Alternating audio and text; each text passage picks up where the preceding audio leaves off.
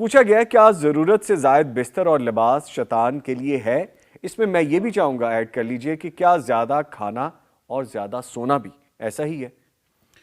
بسم اللہ الرحمن الرحیم الحمدللہ والصلاة والسلام علی رسول اللہ وعلی آلہ وصحبہ ومن والا اما بعد فاعوذ باللہ من الشیطان الرجیم بسم اللہ الرحمن الرحیم ان المبذرین کانوا اخوان الشیاطین وکان الشیطان لربہ کفورا۔ نظامی بھائی، رسول اللہ صلی اللہ علیہ وسلم نے فرمایا فراش للرجل، فرمایا ایک بستر جو ہے وہ مرد کے لیے ہے، ایک بستر اس کی بیوی کے لیے ہے، اور اسی طرح ایک بستر جو ہے وہ مہمان کے لیے ہے، اور چوتھا بستر جو ہے وہ شیطان کا ہے۔ اچھا، یہ بھی شامل ہے؟ یہ بھی شامل ہے اس کے اندر۔ اچھا، کہ رسول اللہ صلی اللہ علیہ وسلم نے فرمایا، رسول اللہ نے کبھی بھی ان المبذرین، تبذیر جو ہے نا پسند نہیں کی، اسراف، زیادہ بے جا خرچ کرنا، بے جا جو ہے نا وہ اگر جو بستر کے بارے میں بتایا گیا ہے کہ اگر گھر میں مہمان ہے اس کا بستر لگا ہے وہ تو پتہ ہے، الگ سے نہیں لگانا چاہیے بستر۔ ایک تو یہ بات، دوسری بات یہ ہے کہ جو بے جا خرچ کرتے ہیں نا، بے جا خرچ کرنے لگ جانا، بے جا مطلب کہ اڑانے لگ جانا پیسے کھانے پہ، پینے پہ، بستروں پہ، گھر پہ۔ ایک ہے گھر بنا لیا، اچھا بنا لیا، ایک ہے بیڈ شیٹ اچھی لے لی، ایک گدا لے لیے، بیڈ لے لیے، بیڈ روم بنا دیا، ایک ہے الگ سے زیادہ امی خرچ کر کے پڑا رہا، وہ شیطان کے لیے۔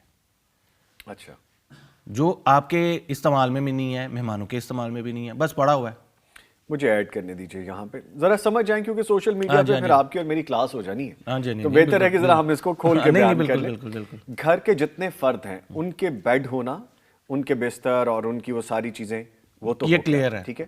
اگر گھر میں 4 بیڈ رومز ہیں اور گھر میں 3-4 ممبر ہیں، جیسا میاں بیوی ہیں، کپل ہے، ان کا ایک بیڈ روم ہے، بچوں کے علیحدہ بیڈ روم ہے، اور ایک بیڈ روم رکھا گیا ہے کہ آپ کے پاس کوئی گیسٹ آ جاتا ہے، جیسے ہم قصوری صاحب آ جاتے ہیں، قصوری صاحب دوسرے شہر سے ہیں، ان کے رہنے کے لیے، تو وہ جو سپیئر ہی رہتا ہے، مہمان کبھی کبھی آتے ہیں، وہ شیطان کا ہو سکتا ہے۔ دیکھیں نا، وَالثَّالِثُ لِلضَّيْفِ، جی، یعنی کہ وہ جو تیسرا جو کمرہ ہے یا بستر ہے وہ مہمان کے لیے ہے، وہ مختص ہے۔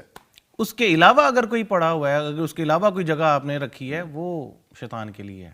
اچھا، ہاں، عموماً اتنا ہی ہوتا ہے نا گھر میں، آپ کے لیے ہے، آپ کے بچوں کے لیے ہے، آپ کے مہمانوں کے لیے ہے، ٹھیک ہے، اور تیسری تو زیادہ تر نہیں ہوتی۔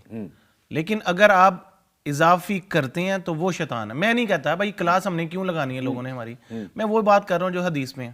ٹھیک ہے، ٹھیک ہے بھئی ہم حدیث کی بات کر رہے ہیں نا، اس میں رسول اللہ تعالیٰ بھی فرماتے ہیں، اللہ تعالیٰ حد سے زیادہ بڑھنے والوں کو پسند نہیں کرتے، زیادہ خرچ کرنے والوں کو، جو بے جا خرچ کرتے ہیں۔ اس کے اندر یہ ہے کہ